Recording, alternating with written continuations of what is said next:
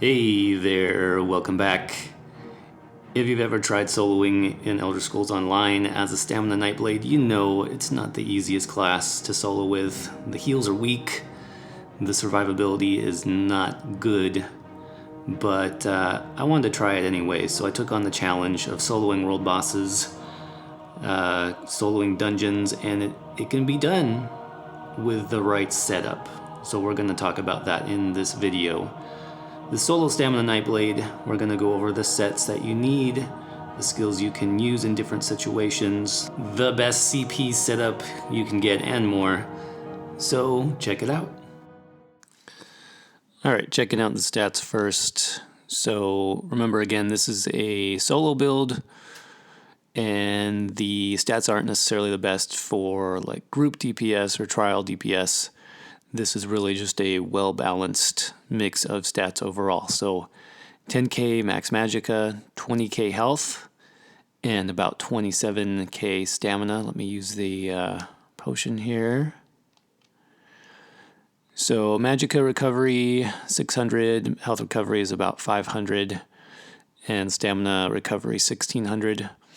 Weapon damage is 3000, and then weapon critical 64%, which is pretty good. The physical and spell resistances will go up to about 20k with our shadow passive. So those are looking good as well. We've got 64 points into stamina. The Mundus for the build is the Lover. And the race that I did choose was Khajiit. You could do Redguard as well to help you even more with your stamina sustain. That would be another great option. The food I'm using is the Dubious Cameron Throne, and then for potions we are using, you can use just the basic stamina potions if you want. I use these for most of the trash fights and just kind of running through dungeons. And then for boss fights where I need a little bit extra boost, I'm going to use Essence of Weapon Crit. That's going to give us 10% extra weapon critical and a nice health bonus as well. So then moving on to the sets that we're using, starting with our first 5-piece, we're using Hunting's Rage, and this is a crafted set. I believe it's 6 traits crafted, and this is just a good overall damage set. So we're using this with 2 weapons and then 3 pieces on the body. And this is just a nice option for damage. You can see we have weapon critical, stamina, weapon critical, and weapon damage. So the stats are really nice. And then you have the added flexibility of you can craft this so you don't have to farm weapons, which is one of the worst things you have to do in this game. So the fact that we can create whatever weapons we want and just slap them on the build is a really nice bonus for this set. The second set I am using is going to be the Drow King Slayer, and this is something that I chose for a couple reasons. One is, again, this is a solo build, so I wanted to use heavy armor, and I wanted to use heavy armor just to increase the survivability of the build overall. So heavy armor, just to go over that really quickly, and why it's good, I think, for a solo build, is you have more physical and spell resistance, which is great. You have a lot of health recovery, magicka and stamina sustain, and then you have max health as well, 10% boost to max health. You have bonus stamina back with heavy attacks, and then you also have increased healing received. So as far as being survivable and taking a lot of damage and being able to heal more, I thought heavy armor was the way to go on this build overall. So I like this set. The stats are pretty good as far as offensive. You have 2 weapon damage, 1 weapon critical, and then this 5-piece, you gain major brutality at all times. So that's going to replace a buff for us, and then we get movement speed whenever we get a kill. So the effect there is nice. I like the fact that we can get major brutality from the set, and then that opens up some options for potions. I talked about in the stats that I was using a health, stamina, and weapon crit potion, and because the healing is kind of low on Nightblades overall, it was really nice to be able to add that extra health component onto the potion. And the only way I could do that was getting rid of Major Brutality on the potion. So this set helps with that. If you don't like this set, there are other options you can do. A nice option would be 7th Legion. 7th Legion will give us similar stats here. We'll get an extra health recovery bonus. And we'll get some weapon damage and health on the 5-piece. But as far as like boss fights and fighting world bosses, this is not going to proc often enough to really make it worth it. So if you're just fighting, groups of mobs, solo, trash, and stuff, then 7th Legion is nice. But again, for bosses, I just wanted something different because this wasn't up enough of the time to really make a difference. Another good option would be Bone Pirate for your other 5-piece. Bone Pirate would be great actually because you get more stamina, a lot more stamina and a lot more stamina recovery off of Bone Pirate. But Bone Pirate is more difficult to farm, and you would most likely need to farm weapons, which, if you already have done that and you have the weapons available, then go for Bone Pirate. But since I didn't, and I didn't really want to farm those, I just went with that instead. The next piece that we've got, 2-piece set, our Monster Helm. This is just a nice option for dungeons. It's Celestrix, and Celestrix gives us a nice stamina boost. And then we have this Earthquake proc, which I'll show off in a little bit. But this is really nice for doing trash pulls in dungeons. It basically does a area effect stun and some area damage as well. So this on top of our other AoEs and dots is going to make trash pulls really easy. As far as soloing bosses, I would take this off though, and I would wear something like Bloodspawn instead, just to make us a little bit more tanky and get some stamina recovery and ultimate regen. As far as the traits go, on our dual wield we went with Nirnhoned and Infused. On the Nirnhoned we've got a Absorb Stamina enchantment, and this is just to help with medium armor because we do have a little bit of trouble sustaining. Our regen is lower, our cost reduction is lower. So this does help a lot. 350 stamina back on a light attack. It's really nice on the main hand. On the offhand, we went with an infused weapon damage enchant. So with this, we'll get close to 3,500 weapon damage on that proc. Our back bar, we've got the bow bar, and this can be pretty much any trait you could do. Nirnhoned is nice. You could do infused. And I am using a poison on here, just a damage poison. For the armor, I have a mix of traits here, which is not ideal, but infused on the big pieces is what you want. Because again, our stamina is a little bit low running these sets. There's not a lot of stamina bonuses on the sets. So infused on the big pieces will help with that. And then divines on the small pieces, just to max out our Mundus bonus. For the jewelry then, I've got 1 reduced stamina cost. Really you want to get this if you're using heavy armor and trying to solo, because you're going to have trouble sustaining otherwise. So at least 1 reduced cost is good. 1 stamina recovery also is going to help with that, and then 1 weapon damage. Alright, so into the skills next, and I'm going to start with just the basic kind of AoE skills. So if you're going through a dungeon or you're fighting groups of mobs, this is the setup that I would use for the Nightblade. So first we've got Rearming Trap. This is just a nice dot, and it also procs Minor Force. So it's giving you that extra 10% crit hit damage. This is great on the Nightblade because you already have a 10% bonus from the Hemorrhage passive. So that with your Minor Force, you're up to 20% crit bonus, which is really good. You also get some extra weapon damage for slotting this. Steel Tornado, this is kind of your AoE cleanup skill. Just it hits 9 meters in a radius around you. It does a lot of damage. It does execute damage, so when enemies are low health, it'll hit them even harder. And you can see that it deals up to 100% more based on missing health, so really nice. Resolving Vigor is just a heal over time. You need this to stay alive. If you don't have this, which you need to PvP a little bit for that, so it is worth it. You can just play Battlegrounds for a couple matches and get enough AP to get this eventually. But until then, you can also try the new heal morph of Cloak, which is called Dark Cloak, and you get a little bit of healing over 3.5 seconds and minor protection, so I would use that until I unlock Vigor. Next up, we've got Surprise Attack. This is going to be just a main spammable skill, and it does Major Fracture, which reduces physical resistance. You really want that debuff, especially on bosses. In the meantime, though, while you're leveling up, while you're playing early on, I would definitely recommend doing Bloodthirst instead. Bloodthirst does a similar amount of damage, similar cost, but it does heal you after the effect ends. So that'll be a nice option if you're having trouble staying alive. I would slot this Bloodthirst instead.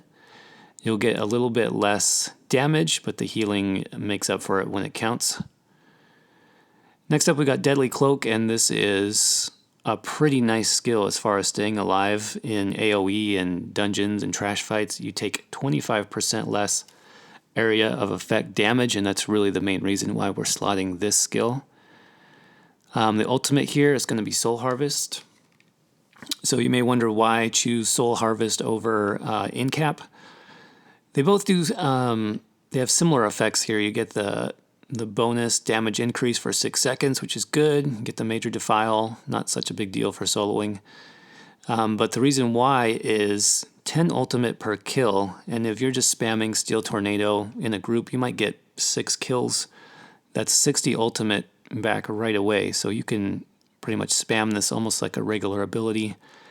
And you can also use that ultimate for a back bar ultimate to have those up even quicker as well. So I do like Soul Harvest on the front bar just to basically farm ultimate out of all the kills we'll be getting on the build. Switching now to the bow. We've got Endless Hail, so this is our AoE damage over time, 10 seconds. Really nice. Poison Injection, you're going to use this mostly on boss fights and bigger targets, but it is a nice damage source, low cost. Next up, we've got Caltrops. I don't even have this morphed yet, but it's another AoE damage over time, 12 seconds. So for trash fights, you're going to combine that with your Endless Hail, with your Steel Tornado, and just do tons of damage. Leeching Strikes is really important for the build. It not only does it restore stamina, but it also gives you a nice heal on every light attack. So this is part of the survivability, is keeping up Leeching Strikes 100% of the time, and then light attacking between all of your skills. Super important to keep you alive because you get that 1500 health back almost every 1 second. So definitely keep this up as much as possible. Relentless Focus is on the back bar. It gives us minor Berserk, minor Endurance, and that nice Spectral Bow proc. You do want a assassination ability on the back bar to again get that hemorrhage passive, so that's why I put it here. And then finally we've got Dawnbreaker of Smiting. This is just a nice burst AoE. Ultimate, like I said, you can farm out the ultimate with your Soul Harvest, and then you can pump these out pretty quick just to get a lot of extra burst when you're fighting groups of enemies that are all clumped together. So that would basically be how I would approach like just dungeon diving and going through groups of mobs. Now, if I'm fighting a single target boss, or maybe 1 or 2 really heavy targets, I would change a few of these. First thing I would change is Steel Tornado is not going to be useful at all for that kind of fight. So instead of Steel Tornado, we are going to put on Blood Craze, and this is a single target dot, about 10k you can see, and also a nice little heal in addition to that. So for your big boss fights, definitely put Blood Craze on instead of Steel Tornado. That's going to be the way to go. I also mentioned instead of Surprise Attack, if you really, really are low on healing and you need help surviving, Bloodthirst instead of Surprise Attack is going to be a nice option there. And then there are some cases where a boss fight maybe is not going to have a lot of AoE potential, where you really don't need the protection from Deadly Cloak. You can obviously put on and execute in that case Killer's Blade will help you once the boss is below 25% health. You'll be able to kill them off even faster. So I would do that in some cases, but not all. Because Deadly Cloak, that 25% damage reduction, really strong. And then the last thing I would change out for a world boss, kind of the secret to this build, is instead of caltrops on the back, I would use Darkshade. And the reason why Darkshade is going to be really helpful on a boss fight, you can see it does really poor damage. It's not a damage thing. It's because it does minor maim, which is 15% damage reduction on the boss.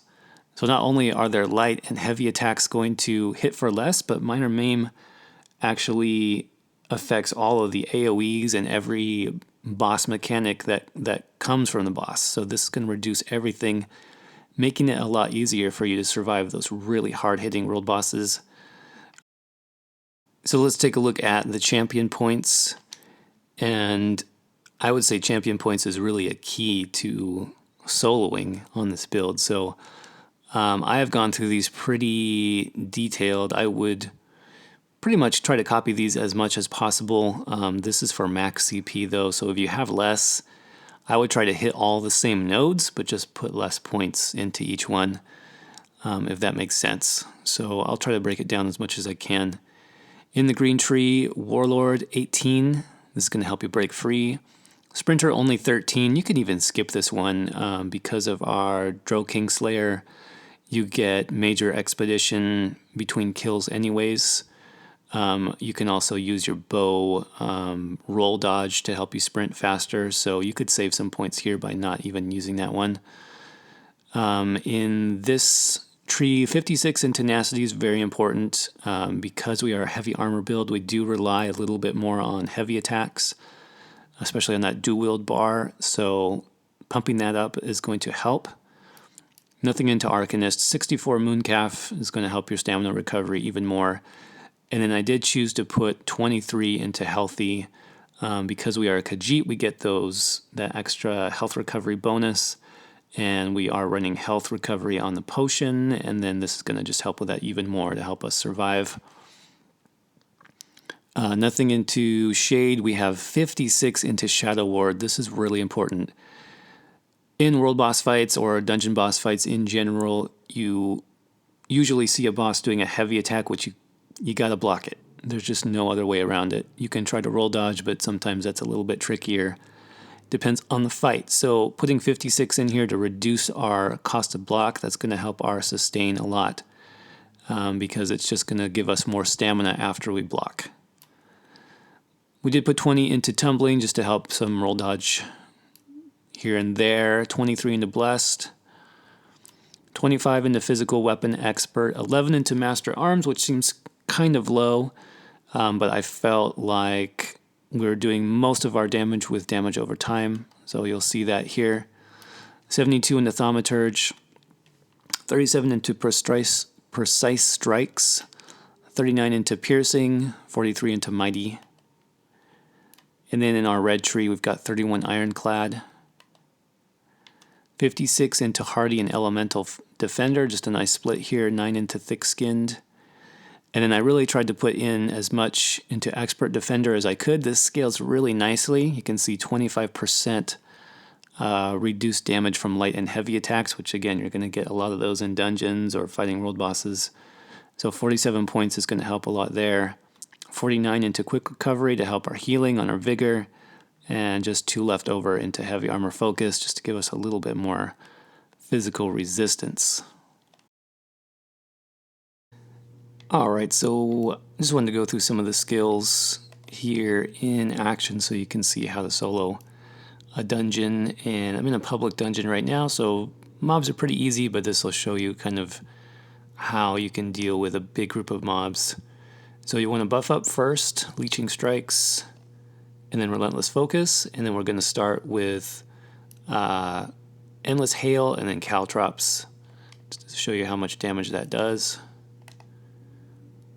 So you can see with those 2 skills and the way we set up the champion points, we're just doing a lot of damage. And then obviously you can finish there with Steel Tornado. I did slot for this Bloodthirst just so you can see the extra heal. So remember, we're getting heals from leeching strikes on our light attacks, and then we are going to get a heal off of Bloodthirst as well. So let's do that one more time. Let's get a nice big group here. Endless Hail, Caltrops, and then Steel Tornado. Does a lot of damage. Now you might have noticed there that big kind of earthquake explosion proc. That's my monster set. That's Celestrix. So you can actually just wait on that to proc because it's going to proc on any damage source. So as soon as you do Endless Hail and Caltrops, that's for sure going to proc it. There, it went off right there. So it does take about a second to proc once you see the earth start moving, basically. But you can wait for that to proc. It'll stun everybody, and then you can just finish them off with a couple of Steel Tornadoes. So let's wait for it to proc. See, it went off right there, and then just a couple spins, and you're all good. So one other thing you can do, obviously, is for dungeons. You're going to need a little bit better defenses. You'll want to use that Blade Cloak. So keep Blade Cloak up, pop a heal, and then you can also drop down your Rearming Trap. Now, why would you want to do that? You'll basically get that Minor Force buff just from trapping one enemy with your Rearming. So you'll get a little bit extra damage. It is nice. I'll drop Blade Cloak, heal. You can see my Earthquake went off, and that's about all she wrote for that one. Okay, and now I just wanted to show a quick boss rotation. So if you're trying to solo a world boss or a dungeon boss, this may help you out. So I've slotted Darkshade instead of Caltrops on the back bar, and I've slotted Blood Craze instead of Steel Tornado on the front bar, and then I actually swapped out Dawnbreaker for Ballista. Ballista is a nice single target ultimate. Otherwise, if you have a couple of bosses in the main group, you can keep Dawnbreaker, obviously. And so basically, for the rotation, you're just going to go through each skill one at a time. So I'll try to do it kind of slowly, and then talk about how you can survive the fight. So buff up with our buffs, and then Shade, Light Attack, and then our bow skills. So you can see he's already debuffed. He's not hitting very hard. And then I'm going to throw down my front bar dots. So Rearming Trap. There's my Rending Slashes. And then I've also slotted Bloodthirst just for that heal. So you can see I haven't even done Blade Cloak yet, and I'm able to survive pretty well. So again, Relentless, Leeching Strikes, those are our buffs. Make sure your Shade is down. He'll sit next to you and do that minor maim debuff. And then really I'm just throwing in heals when I get down to about half health. I'm blocking when I need to. Then once you get on your front bar, again, it's Rearming Trap, Rending Slashes, Blade Cloak, Bloodthirst, and you can see I'm able to survive quite well. So once you get that basic rotation down, you can start just adding ultimates and going faster, making sure that you weave in a light attack between each skill, because that's what's going to proc your Leeching Strikes to give you that extra health every light attack. Alright, so that's going to wrap it up on the solo Stam Nightblade PVE build for Elder Scrolls Online. I hope you learned a thing or two. If you have any questions about the build, feel free to drop some comments below, ask me about different armor sets, different skills, whatever. I will do my best to answer those questions for you. Also, consider subscribing to the channel. There's always new builds and new guides coming out in the future for Elder Scrolls Online. And until then, I will see you around in the next video. Peace.